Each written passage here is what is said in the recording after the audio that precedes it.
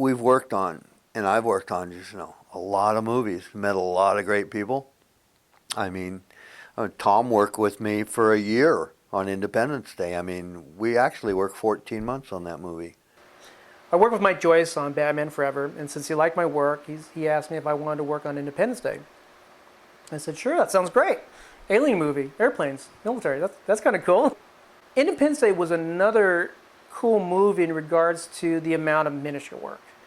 Mike Joyce, he originally was in the Air Force, so we kind of knew each other's interest in military aircraft. So I was sort of assigned a lot of the jet miniatures, or working on the jets instead of the spaceships. My task was to build a lot of 1/32 scale jet aircraft for the tarmac scene.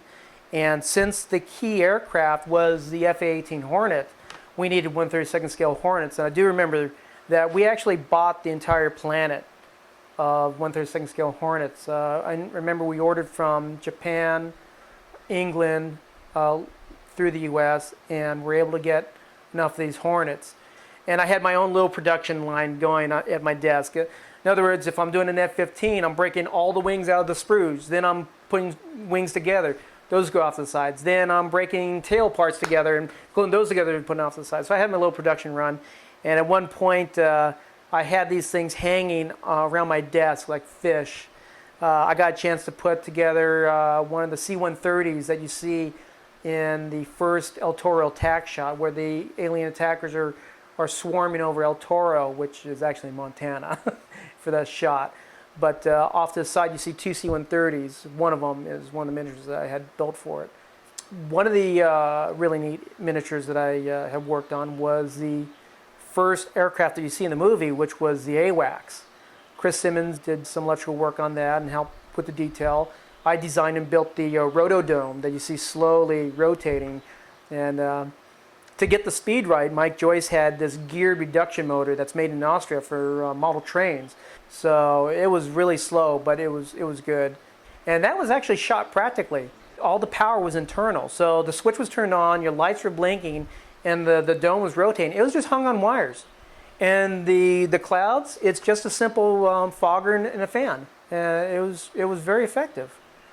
I've been working with Mike Joyce. Mike was a miniature soup on Batman Forever.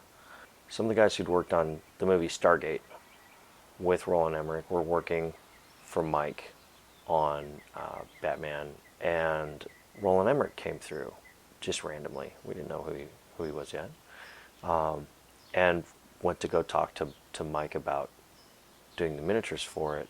So we ended up transitioning from Batman Forever to that, which is terrific. Yeah, I have a hot rod, and it's barely street legal. And when we were down at Independence Day, it was in primer. The director, Roland Emmerich, wanted to go for a ride. Well, I took him for a ride, and it got a little exciting when it didn't have the best brakes in the world, and he's sitting in the seat, and he's panicking a little bit because we didn't know if we were going to stop. I worked on the Sikorsky Sky Crane welcome wagon helicopter, detailing that out. I detailed out the presidential helicopters, Marine One. Mike Joyce gave me a lot of free rein in just working on that. In one of the shots, a couple model makers had built Air Force One. And that miniature was, I think it was about maybe 40 inches long, 48 inches long, 747. That was hung on wires. And the Escort F-15 next to it flying was a die-cast toy that we got from Toys R Us, painted up a little and hung it on wires right next to it. And the shot that you see is actually a photograph of that area, Area 51, around there. Just simple in-camera, on-wire work. In fact, one of the gags was that I think Mike Joyce had this dually pickup, and he had a die-cast model of it. So they made it like an outtake reel, and so they hung his truck on wires in formation. You know, you have a set budget, they want something, and you do it, and it looks great. You know, not everything works out, but most of the time, you know, you've tested it, you know what you're doing, you use the right people to get the job done, and you know how big to build something. You know how, you know how small you can make something and still have it look good. We were working on the Playa Vista lot, which is the old Hughes helicopter facility that somebody had been smart enough to convert into a soundstage, and we're trying to turn it into a movie studio. But we were in a pretty good sized building for our model shop, and we started out doing some tests, and they wanted to see if what they wanted to do would work. Mike brought in Joe Skosel, and the tests that they wanted to do, Tom Griep, myself, Greg Stool, built a bunch of buildings, and then we basically attached them to a platform that was hung vertically. So the street had a slight angle to it. So what they would do is then put the camera up here, so you're looking down the street. And then Joe put a nice big bowl of benzoyl peroxide and a little bit of black powder, whatever he was using to set it off, down right underneath that, so that the fire would be just this wall of fire just moving right up the street. And it worked beautifully. And again, this was just a test that we were setting up to do. It worked so well, it ended up in the movie. And then we filmed a bunch of 16th scale cars that we bought at Toys R Us, and basically wrapped cable around them front to back, so when you pulled the cable they would flip towards the camera, right? And because Roland said, oh no, there's this great new technology that can just paint the wire out. Like, what? You can go in and just paint right on the film? How is this magic possible? So we, they set up some cameras, some high-speed cameras, and again, this was still in the model shop. We're doing the test. We just had very thin cable or monofilament, and just flipped these cars right at the camera. The deal, it was like, see if you can hit the camera, pretty much. We had a piece of protective plex up there, but Roland just wanted them to smack the camera if they could.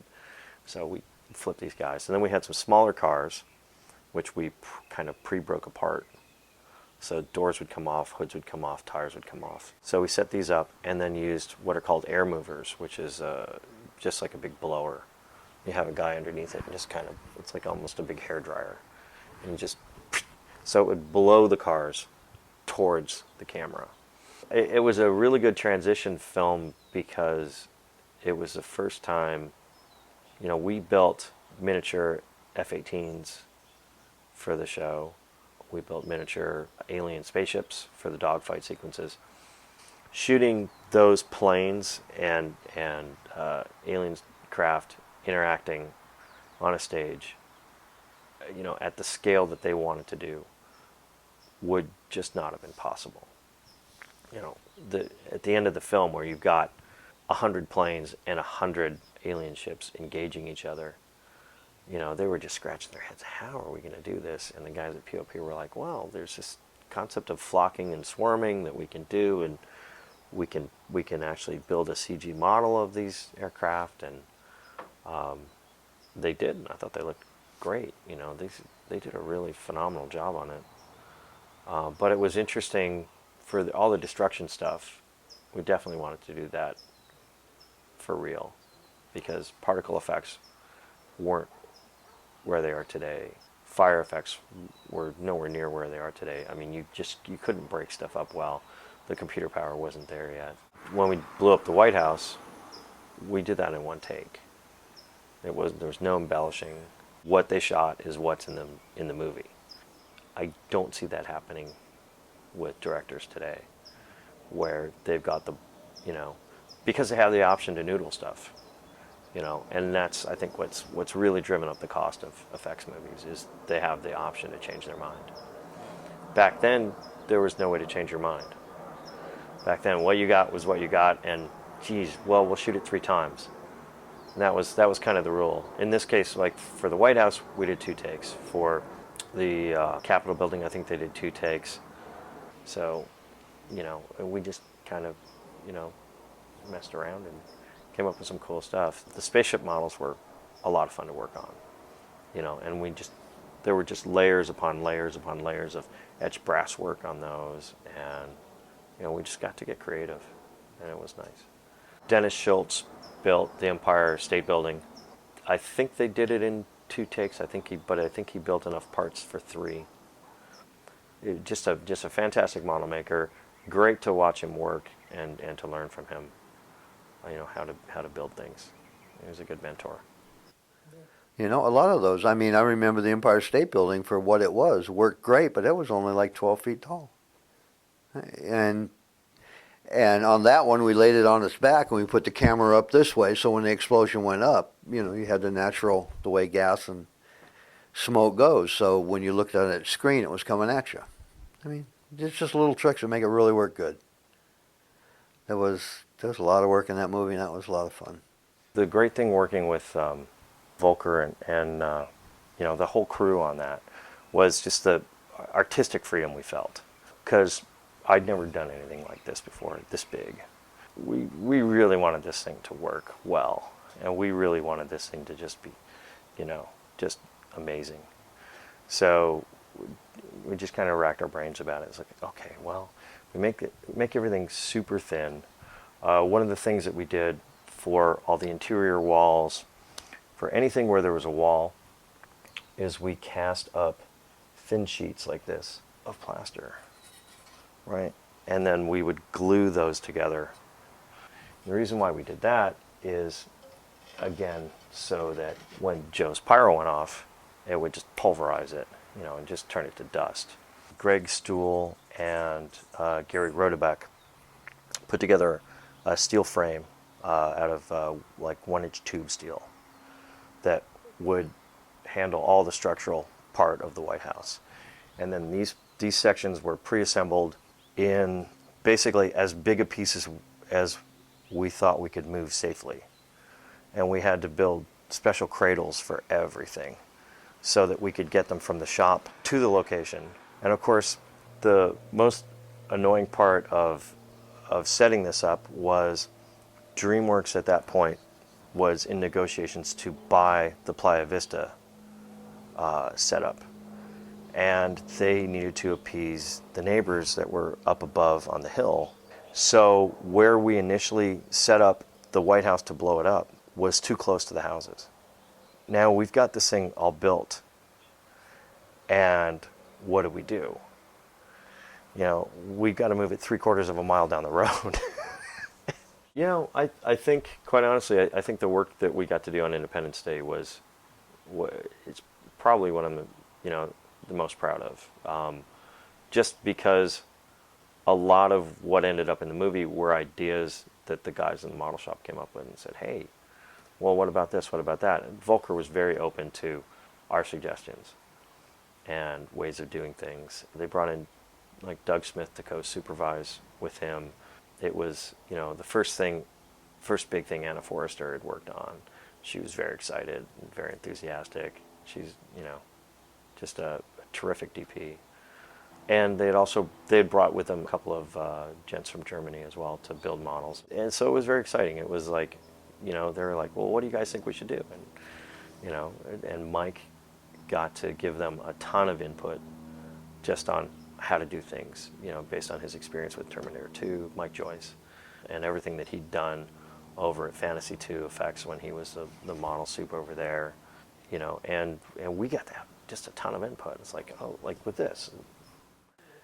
People don't realize, maybe they do now, people tend to forget, but if it blew up in that movie, it was a miniature. That pretty much covers it all as far as that movie.